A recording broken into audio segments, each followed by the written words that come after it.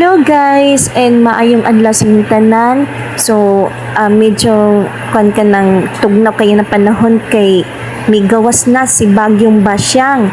So, inatunta nga mo ampo tikit ay mag-ampo kita sa Ginoo o kinatunta nga safety na jud ta dire. So, as you can see na medyo nga kan ka ng tagni kusog gamay ng ulan, then dili maayo kusog tungod kay akon siya ka ng medyo klik-klik yun siya ng ulan guys kay mao ang tawag na rainfall. So as you can see kay diya sa gawas kay medyo kwan ka ng tugani basa kaayo. So hinaut-unta na maampot na kita sa Ginoo o maggabayan na ta kay Lord. So mara na siya guys, and thank you for watching and God bless you all. Og amping kamong kanunay o kinat-unta nga kwan ka ng every pray na jud ta. So para na siya guys, and thank you for watching. Bye, God bless you all.